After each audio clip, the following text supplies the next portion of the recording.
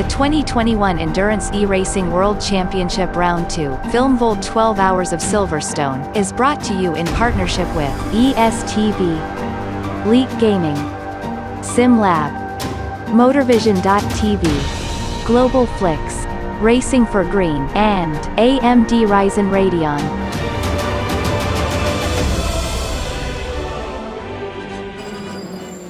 Welcome back, ladies and gentlemen, to the Film Vault 12 Hours of Silverstone, and of course, welcome to our viewers who are watching on the likes of Twitch, Facebook, and YouTube as per usual, but also to our viewers over on Amazon Fire, Roku, and newly added ESTV. I think the people listening in on GTR 24H radio have already been hearing us during the break. You know, if you want to get some backroom insight onto what we mumble about and what we complain about during breaks, you can head on over to the radio as well.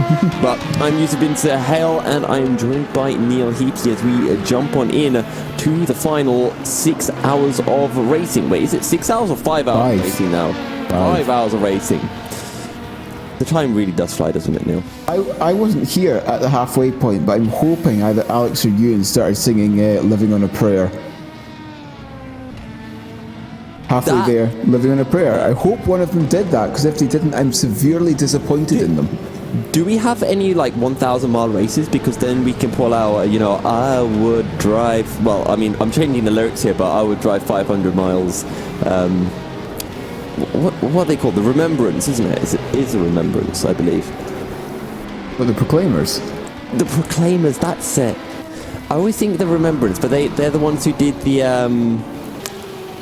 No, that's Culture Club that did Palmer Chameleon with yes, Boy George. Okay. As you can tell, my knowledge of music isn't very good. I know a few songs, and then they stick into my head, and I see them from certain shows, and the Proclaimers was from How I Met Your Mother. I always remember that one. It's stuck in the car, and it's stuck in my head. Yeah, being from Scotland, I was contractually obliged from birth to know all of the Proclaimer songs by heart. Oh, were you actually? I didn't realise. So, I mean, I only know that one Proclaimer song. How many Proclaimer songs are there? They've got like 12 or 13 albums. Oh, wait. So 12 or 13 albums times how many? Like, at least a good 120 or 130. They're really... And do you know them all off by heart then, Neil? Not all of them, but I can recognise a good 80% of them. Okay, I mean, I was going to say, we've got 5 hours remaining in the song. That equates to about 100 karaoke songs. I think we can get through all of the Proclaimers. Yeah, get all of them for the end of the race. Oh, that would actually be fantastic. Some things are happening on track. Shall we talk about them? Wait, there's a race going on? I know! It's incredible, isn't it? God. Well, let's allow ourselves to get distracted away from music, and we can talk about some racing for a bit. I'm taking a look down the order. Jordi San Andres is currently 11 seconds behind the Viaducting car. That is a battle for P7 in the GTE class. Also noticing that Morten Argesen is 3.5 seconds behind Martin Milatai, and that is a battle for second place in the GT3 class. Yes, that second place in the GT3 class looking kind of interesting as it stands. And of course, as Ewan and Alex were talking about just before the last commercial break, the rain looks like it may be coming in sometime soon, possibly within the next hour. Yeah, the rain will be coming through at some point. Looking at the circuit at the moment, at least on my screen, it looks very nice. Doesn't look like there's going to be any rain coming, but we know better. We know that there is rain to fall on these poor souls, and that transition period is going to be a living hell for them. Yes, especially during the changeable light conditions that we're undergoing at the moment as well, where it's going from day to night adding in, so that's kind of difficult anyway due to just the angle of the sun. You know, it goes straight into the cockpit in a couple of sections on the circuit. But if you also put rain into the mix, but not necessarily heavy rain, but just rain that's enough to make the track a little bit greasy, that's going to make the driving conditions so much harder. And our productions are casually whispering to us in a very beautiful voice that the rain is coming. And I am most certain that the rain will be coming. I'm scared to see it arrive, but it shall arrive at some point. Yeah. It's still raining outside my window, although I can't really see now because I have my curtains closed because it is nighttime. But not yet nighttime in Silverstone, where I feel like we've been in the kind of crossover point for the last 2-3 hours of racing, and apparently sunsets in the UK last a hell of a long time. Yes, a surprisingly long time it appears. Yes, that the weather radar, you can see there, you can just see a little bit of blue in the you could see just a little bit of blue right in the very bottom right corner, and of course that means heavy rain, and it appears to be heading directly for the Silverstone circuit. Henry Sinnick is still, of course, in the lead of the hypercar class in that number 10 Drillers eSport car, with the 2-lap lead over the number 80 Omicron Sim Racing car. Where did you see that weather forecast? I want to see the weather forecast. I just noticed you were like, oh, can we bring up the weather forecast? Cool. Because I couldn't see it. I was like, oh, there's a weather forecast. Let me look. And then I didn't see anything. And I looked at the stream and I couldn't see anything. Okay. So I need to wait for like a 5-second delay so it appears. It's coming. It's coming up. Oh, beautiful. There are houses, and that is definitely UK. That is definitely the UK. I can confirm. It looks like the UK, and there's the rain. Oh no. I mean, to be fair, it's definitely gonna hit, isn't it? There is no way that misses. It's almost like that scene. I can't remember what film it is, but it's the one where it's like the end of the world, as all good films are. And I remember there's a scene where like they run away from the cold in a library. Also, I think you're muted, Neil. There you go. What I should probably do is sellotape the input cable into my microphone because it keeps on falling out. Okay. So the film you're thinking of is The Day After Tomorrow. Day After Tomorrow? Okay, yes. It reminds me of that. We're getting that kind of weather. It's coming, and we don't know when, but it's not a case of if.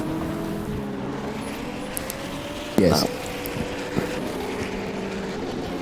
Peter, look, right, we're trying to put on a high-quality broadcast, and if you tell us when the rain's coming through, that means we can't act surprised when the rain comes in, which means that our viewers won't be surprised when the rain comes in, right? We need to build up the suspense. All right.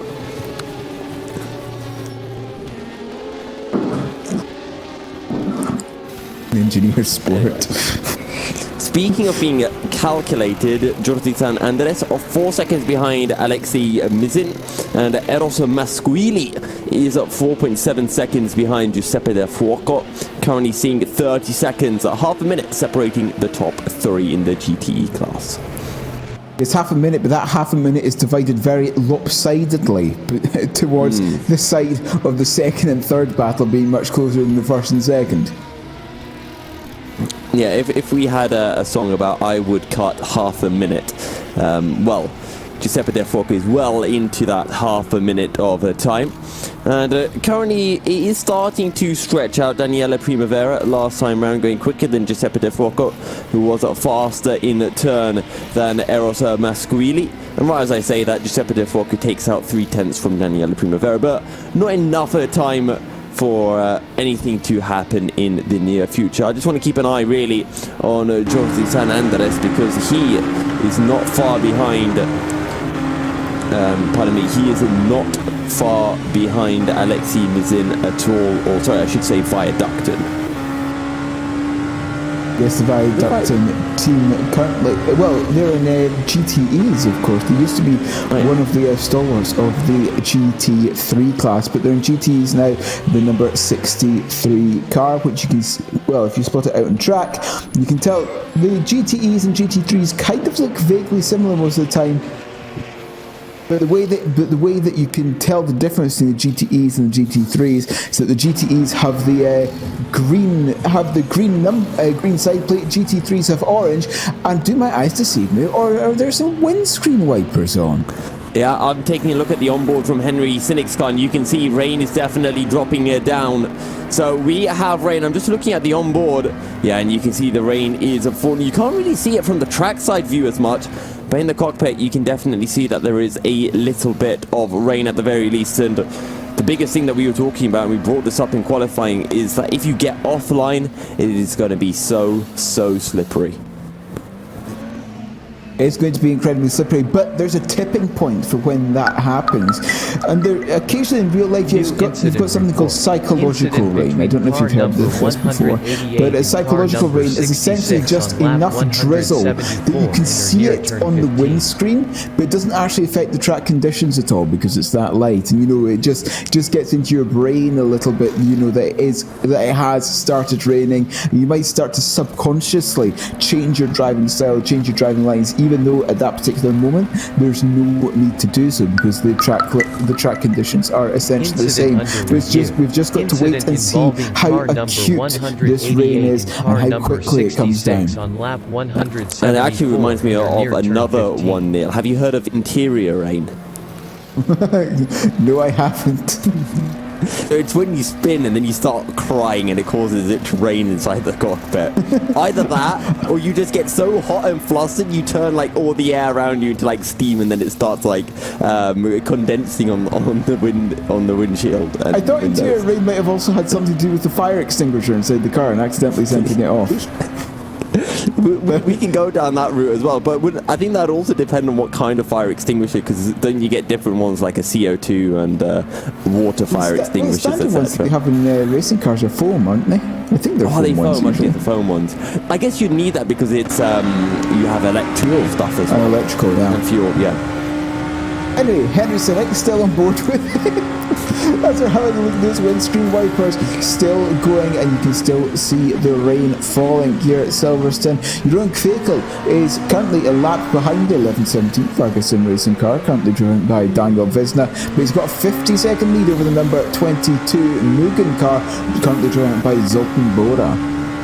Yeah, and you can actually see with Henry Sinnick, he's being much more careful when passing back markers. He's not just flying around the outside of them. He's waiting. He's being a little bit more cautious. Okay, through farm curve, yeah, he'll be more aggressive. But you can see when he gets offline and he tries to get on the power, he's just forced to let the car out wider than he would have originally liked. And you'll see if he catches anyone going into Maggots and Beckett's, he'll probably just sit behind rather than overtaking them around the outside, which is what we saw from the faster classes previously in the race.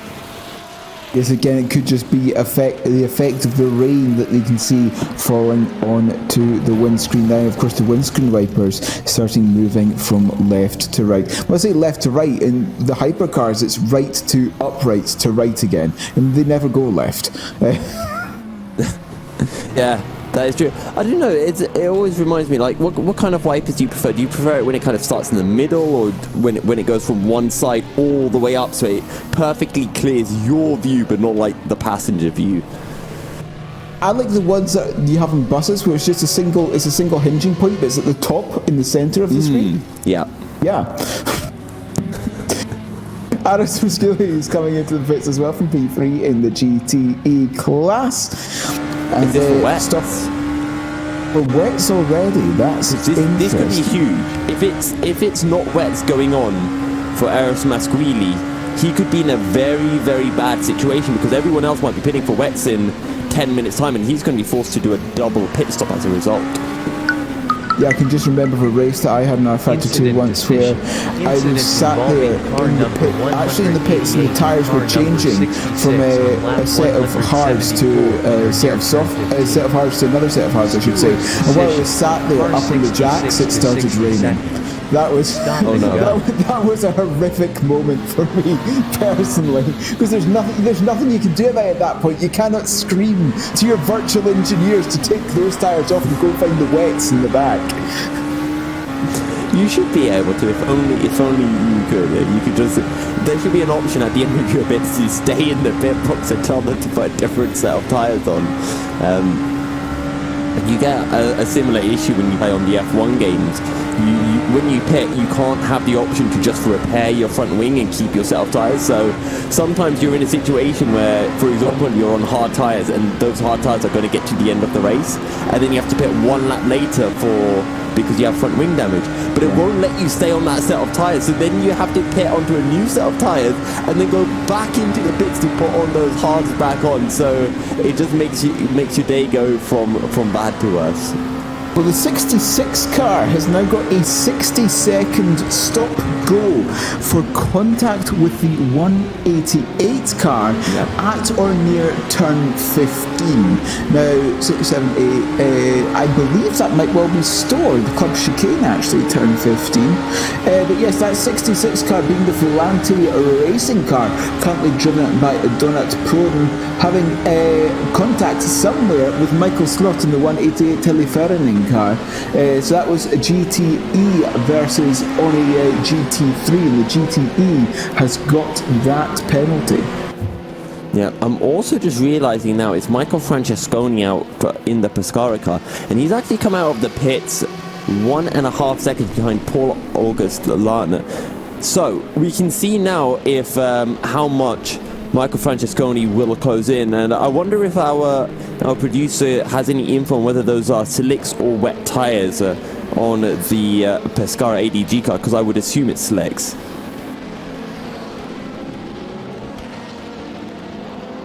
I imagine. Apparently. I imagine they will only have wets and dries, because intermediates is something you only ever really get in Formula racing. Potentially so. Okay, apparently the hypercars do have intermediates, but we're now no longer allowed to ask our producer about tyres. So that's kind of gone on to the no-no list. You gradually get, don't you, Neil, a list of things that you are allowed to ask your producer for and not allowed to ask your producer for, and we're building up that no-no list. Yeah, for example, I cannot ask the producers for a crate of beer to be delivered to my door every month. For example, I can't ask that. But is that an indirect way of you asking for that? No. I would go by the high-pitchedness that you brought to that to mean that was a yes. Josef Frederick Suto is now driving the number 80 car. That's the first time that I think I've seen him in that car all weekend, including Thursday and Friday. I believe so, yes. I haven't seen him behind the wheel of the number 80 car since last week. And we saw Josef Suto out actually in Indianapolis when it was racing, as our producer reminds us that he is the wet weather specialist for the Omicron racing team.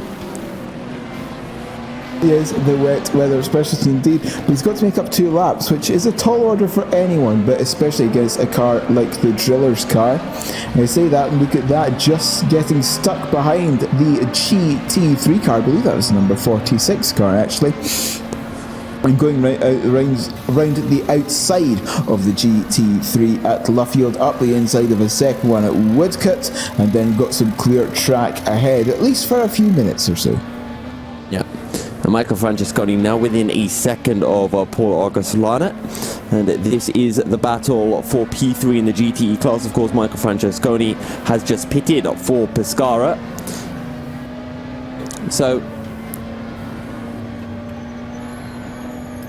So it's not a huge issue for Michael Francesconi. He can just sit behind, but of course, if this rain worsens in the very near future, then this will effectively become a battle for position.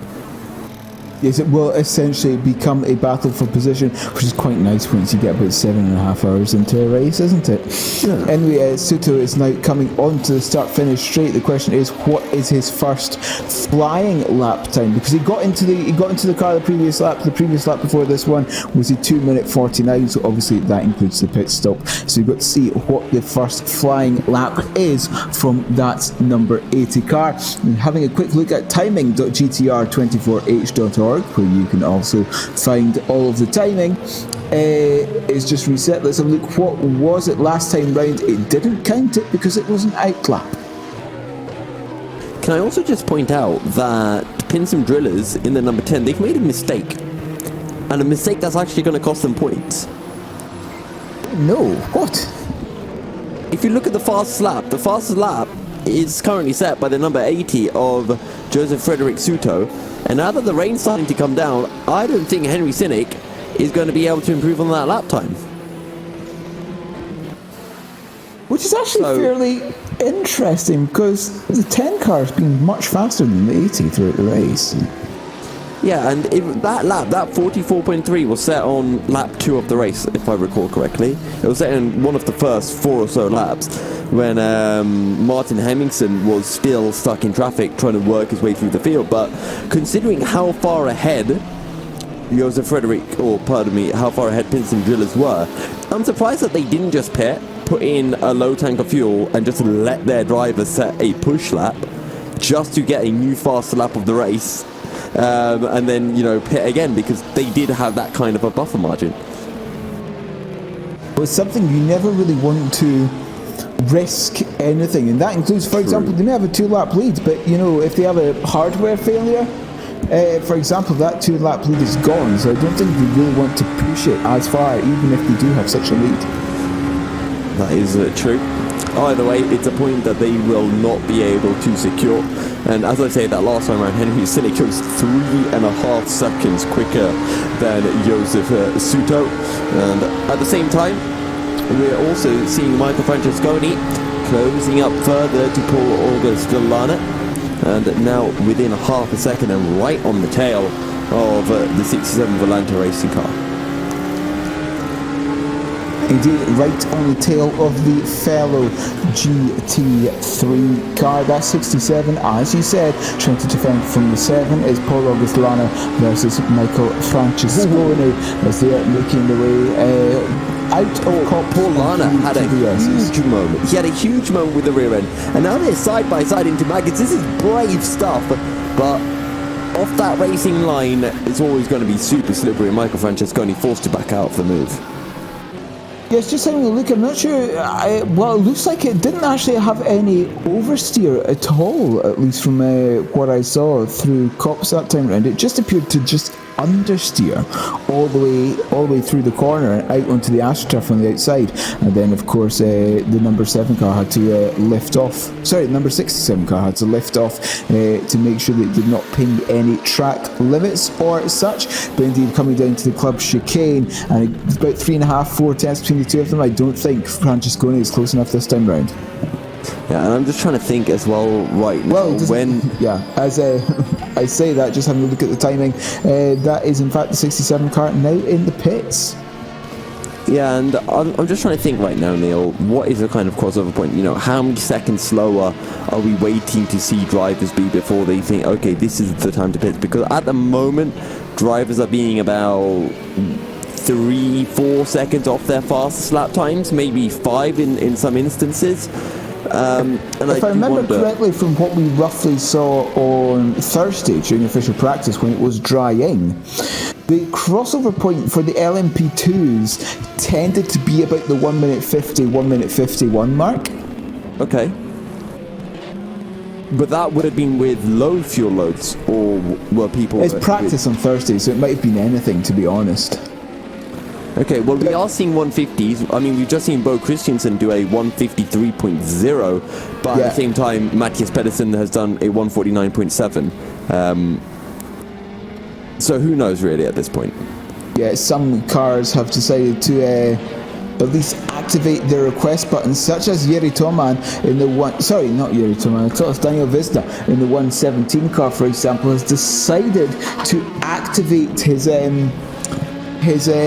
pit request button. The same goes for the 15 Juices Motorsport car. How do you know that they've activated their pit request button? That is cool. On timing.gtr24h.org, if their name's flashing green, it's the pit request button.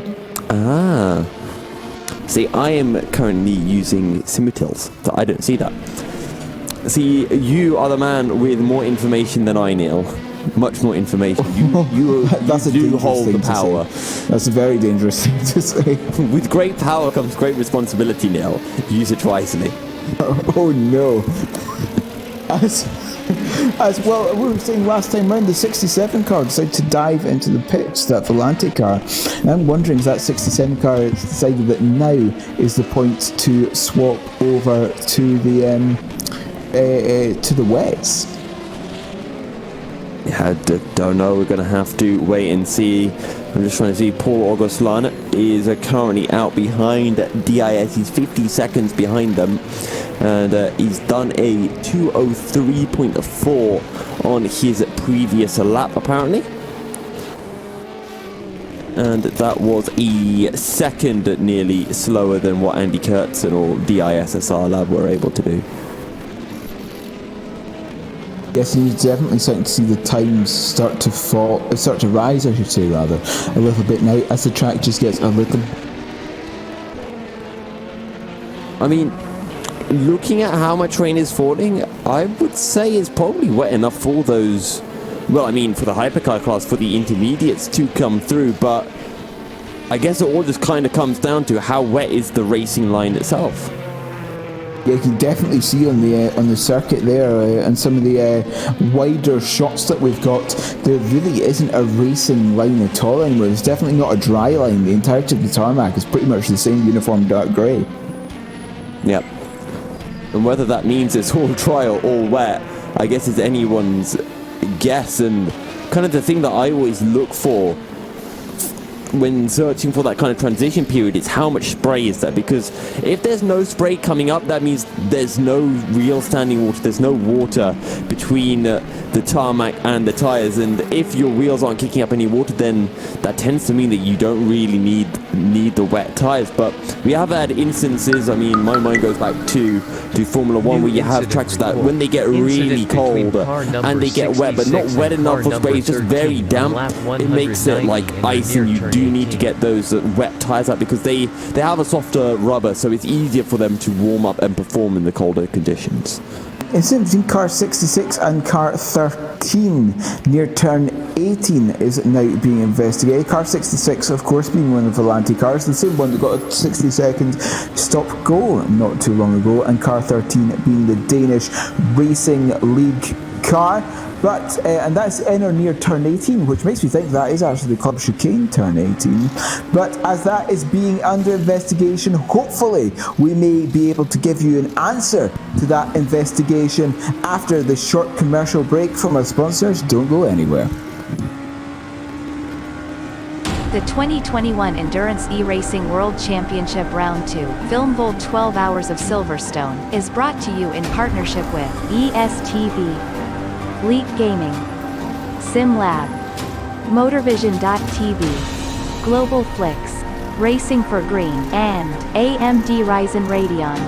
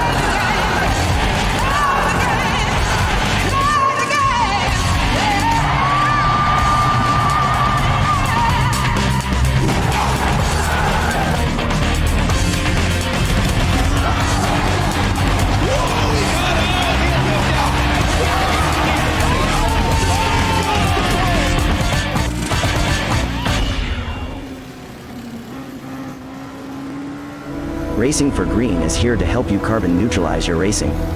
By planting new trees, Racing for Green offers to make your racing carbon neutral. We already have the calculations, contacts, infrastructure, deals and solutions ready for you to easily buy carbon neutral laps on any racetrack. It doesn't matter if you are a racing fan, team owner, driver, sponsor or partner. Anyone can buy CO2 neutral laps in the Racing for Green webshop and trade CO2 emissions for New Forest. Racing for Green.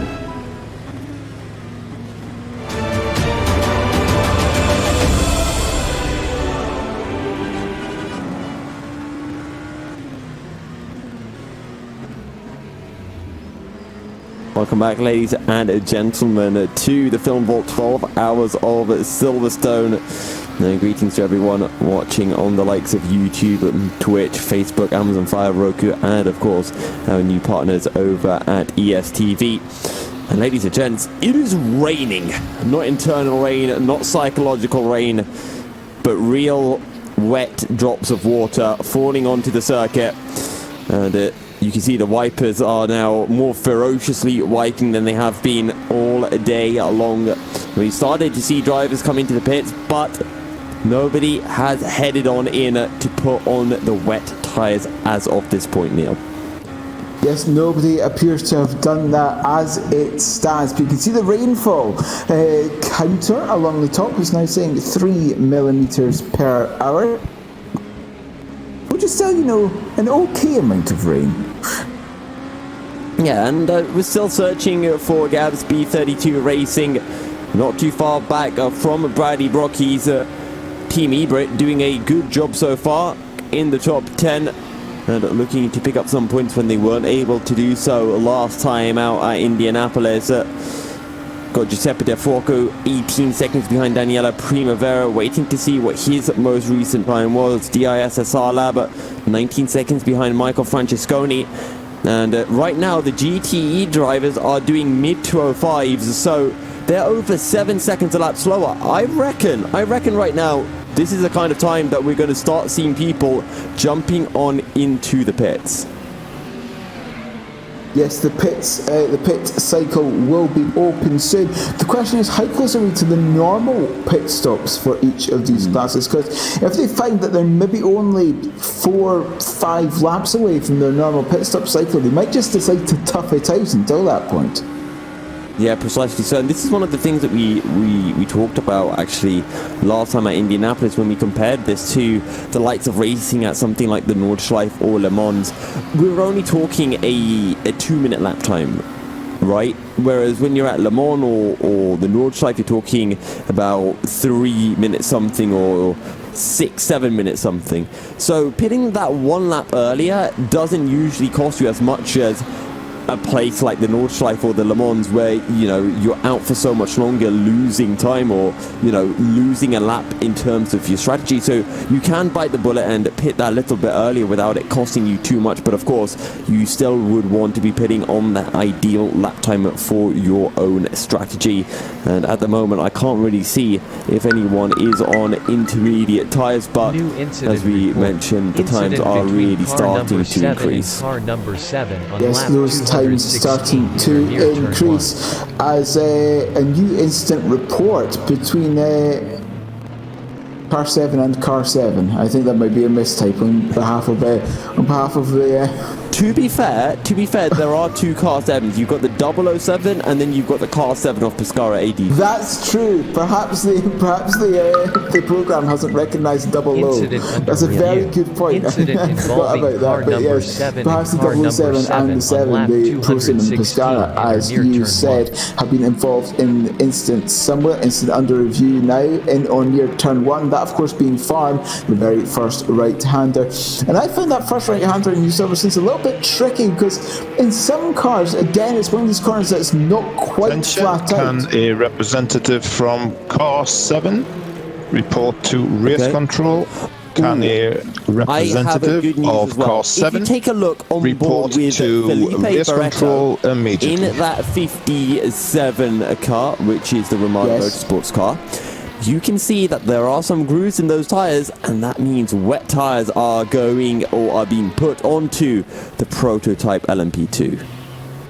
I can't quite see that personally because the brightness on my screen isn't good enough yet. But I'll trust you on that. But yes, Groove's tyres going on that number 57 car of Felipe Barreto. So at least one of the LMP2 cars deciding now is the time to put on the wets. And how far into the race are we now? That made about 7 hours and 40.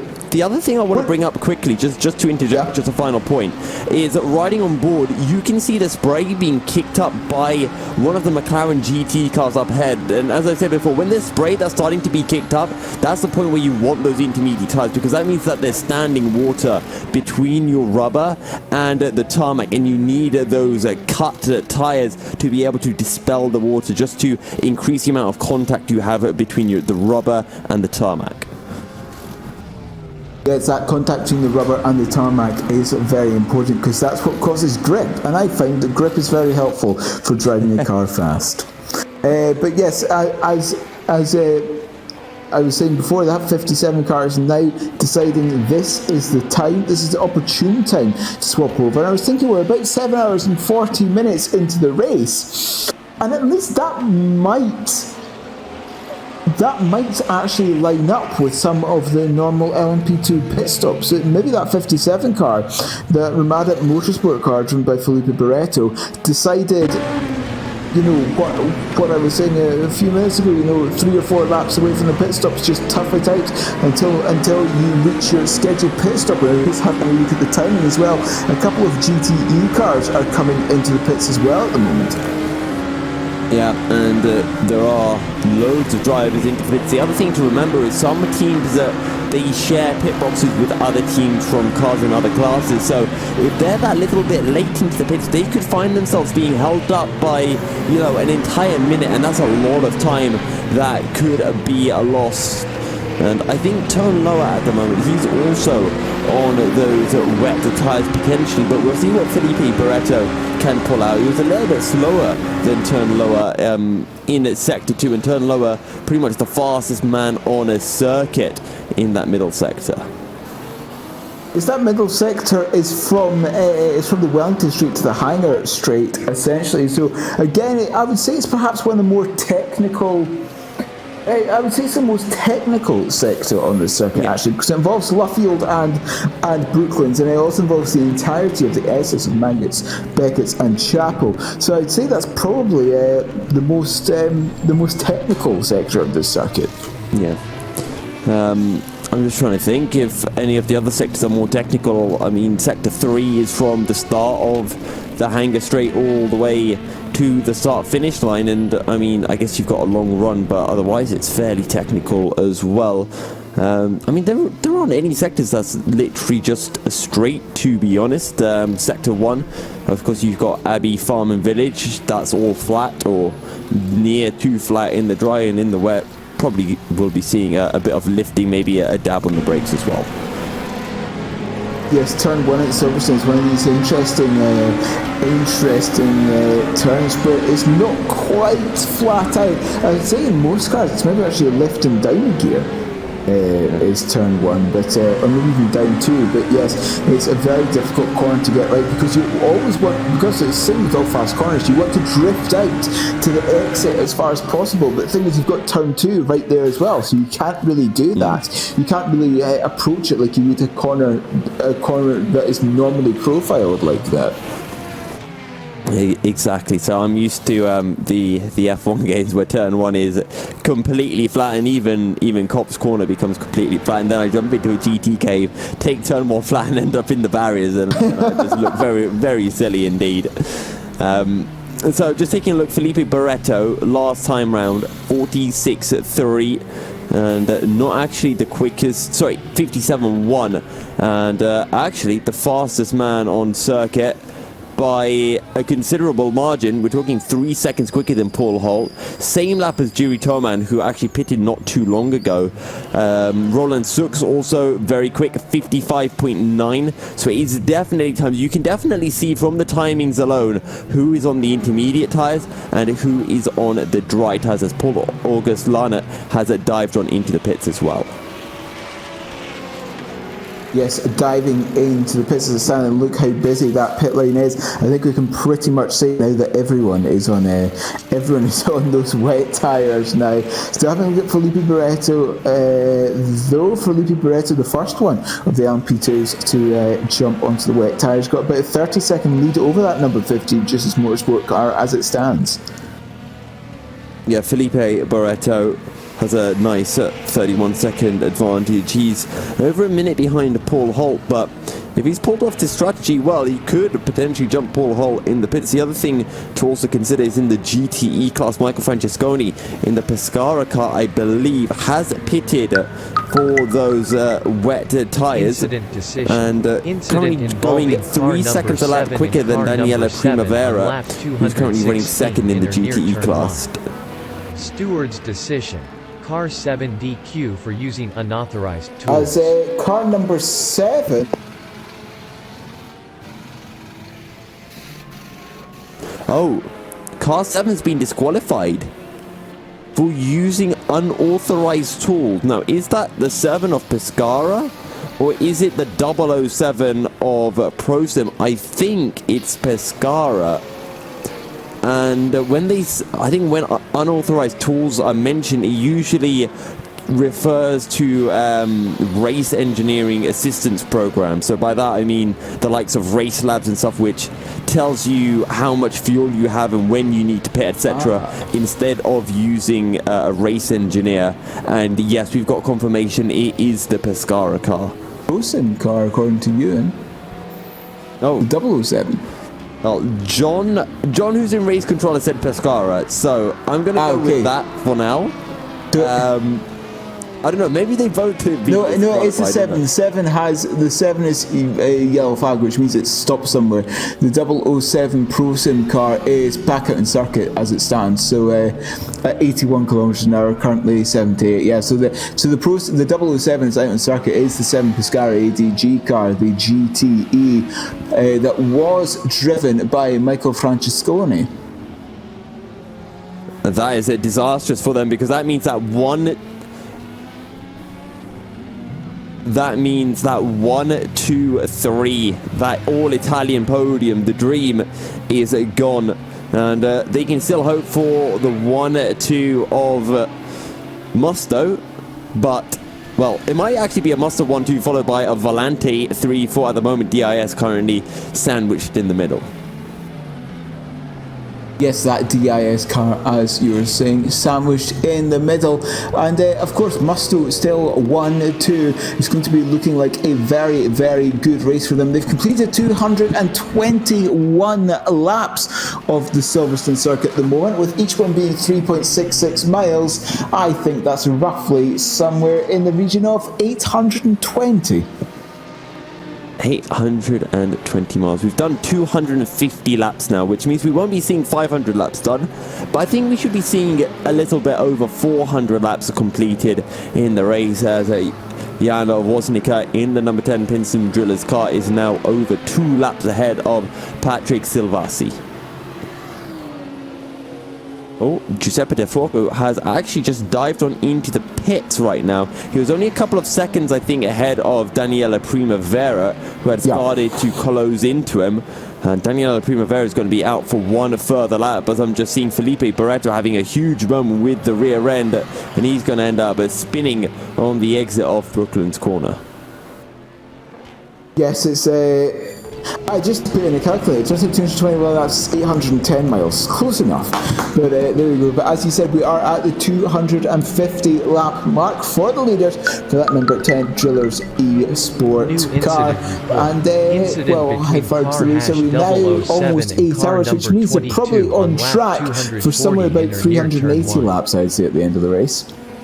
380. We'll see whether we can make it to the 400 mark. I'll trust your 380. I would like to see us get to the 400, the 4th century, but we'll have to see whether that is possible or not later on. Sebastian Hove has taken out almost 2 seconds out of Martin Muller-Teit. That's a battle for second place in the GT3 class, currently 15 seconds separating the pair of them.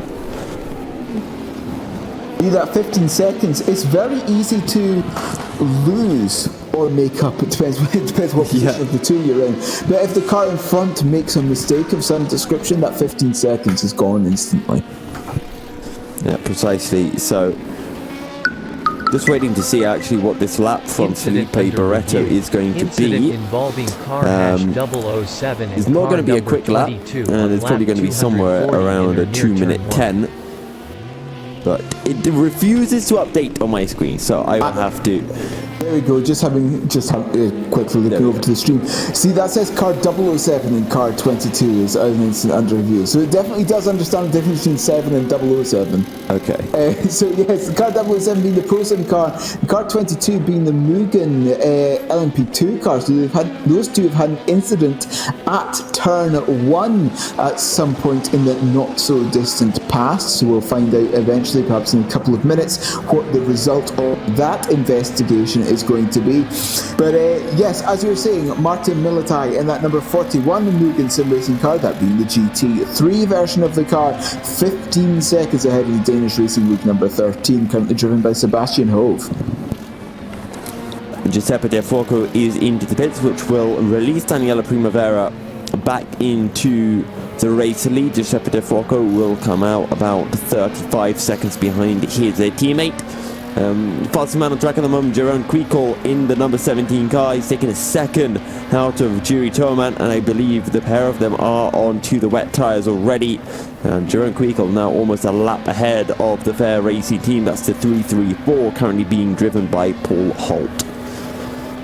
That 334 car indeed being driven by Paul Holt. That Fair Racing team car has done actually a very good job throughout the race so far. It appears to have just kept its nose clean the entire time. Yeah, and that's what you have to do in these races, in endurance racing, just keep it clean. And it's not just about keeping it clean, but we talk about mechanical stress and mechanical forgiveness, not pushing your car all the way to the absolute limit, and just making sure that you can keep your car in a nice spot so that it actually lasts to the end of the race and you don't get any issues with damage, with engine issues, overheating, whatever it might be. And at the moment, turn lower is closing in onto Felipe Barreto from Ramada Motorsport. Felipe Barreto currently sitting in P5, nearly 1.5 minutes behind Zoltan Boda.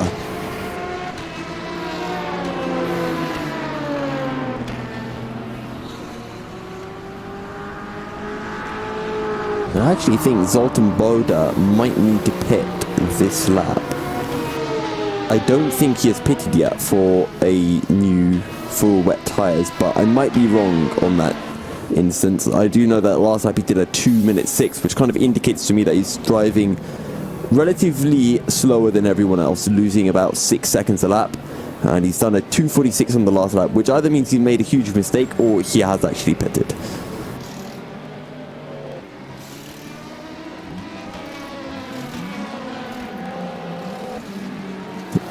Neil, I think your mic's muted again. It's not muted. The cable keeps on falling out. I should probably go find some tape at some point. Every time I hear you quiet, I go and look over Google Meet, and then I see you talking. I'm like, yes, there is an issue. He hasn't just ignored me. I haven't just ignored you. I should probably find some tape somewhere. Meanwhile, I believe we have another interview. So, Yusuf, please take that away while I go and find some tape somewhere. Oh, we do indeed. Oh, it's Tiziano Brioni as well. Tiziano, how you doing?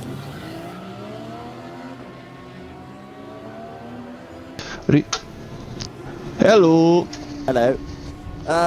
You guys are having a pretty good time so far. 1-2 for Musto. Forza Italia, right?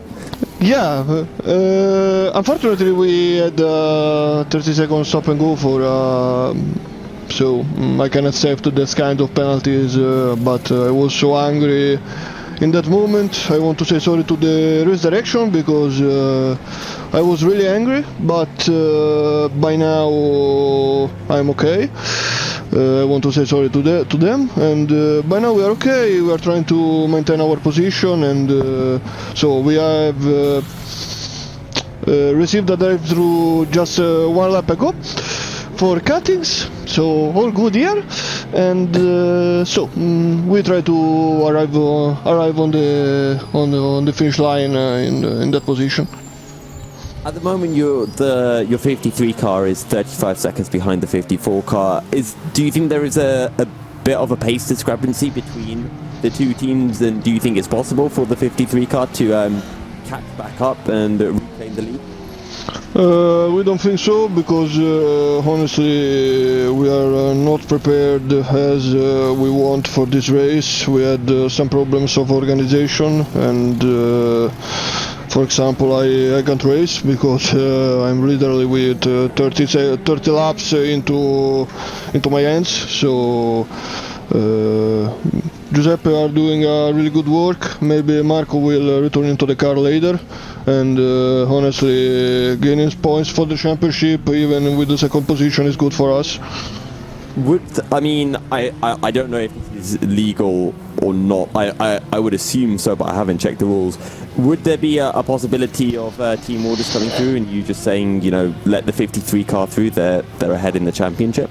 We don't think so, because 54 have done really solid work, and by now I think that the winning is for them, and so by now at the second race we are not thinking to team orders, maybe later into the championship.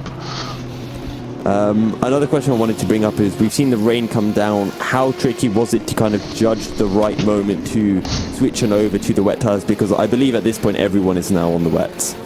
Yeah, we lose the gamble for one lap, we think, because we did one lap more that we need, and we lose I think 10 seconds, and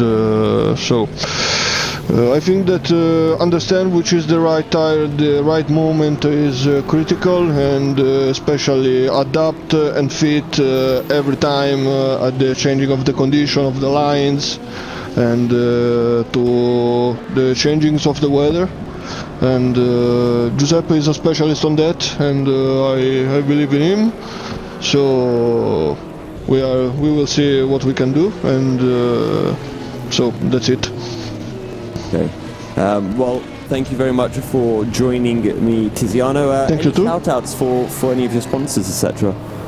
Yeah, we want to thank Trustmaster for officially sponsored us as a team, and EMB as well, that provide us our t-shirts, and so the next level that sponsorized our center our simulation center in Loco Rotondo in Puglia. And I think that I have said all. Sorry if I forgot something, but I think that I say all. Yes, I'm stupid. Thanks, Roberto Musto. Well, Tiziano, thank you very much for joining me, and in bocca al lupo. Viva il lupo, grazie, ciao. Lovely to hear from Tiziano.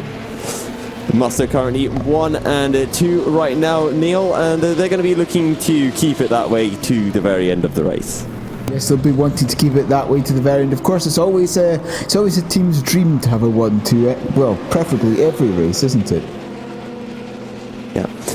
We've also just got information as well that Mr. Felipe Barreto has been caught up, because turn lower is right on his tail, and there's 3 tenths currently separating Ramada Motorsports and the Deuces Motorsport Club prototype cars. Yes, only 3/10 of a second separating the two of them, nose to tail, as they're coming down Aintree and down the Wellington Straight. Yep, nose to tail indeed. Here we go then. No, just too far back for Deuces, and turn lower to have a look into Brooklands. And I feel like we're still on this kind of point of the race where the track is wet, but it is still clearly drier on the racing line than it is offline, and we're still waiting for that moment for it to get wet enough so that you can look for moves by going offline, essentially. Yes, going offline, especially in these very changeable conditions, and of course presuming that they've all got some variety of wet or some variety of a grooved tyre on. But going offline is specifically in these conditions, if you're on slicks, it's almost suicidal. You will be going into the grass at a high rate of knots, and ergo into a very hard, very not movable concrete wall at an equally high rate of knots. I think we're at a point where just being out on slick tyres itself is suicide, as Deuce's Motorsport Club turn lower, goes down the inside into Stowe Corner, and he does get it stopped in time, so turn lower, absolutely flying and gains himself, an extra position. He's currently going 4 seconds a lap quicker than Felipe Barreto, who is in the 2-minute 5s Pro Sim, doing 2-minute 6s as well right now. So there's a huge pace gap, and another man who's going fairly slowly is Paul Holt, who is currently in P3 in LMP2, having done a 2-minute 3.2 on the last lap. Yes, you can definitely see the effects of the rain now in those wet tyres, can't you? Because those times have gone way up. Indeed, Tony Loya last time round did a 2-minute 2.4, which is a good 10-11 seconds slower than their normal times. Precisely so, and it might just get slower and slower. I mean, at the present point in time, you look at the amount of rainfall, we're only at 3 millimeters per hour. We do get to see more than that at the points, and I think we're still at a stage where, this is light rain, and we're expecting heavier rain to come through in an hour or so.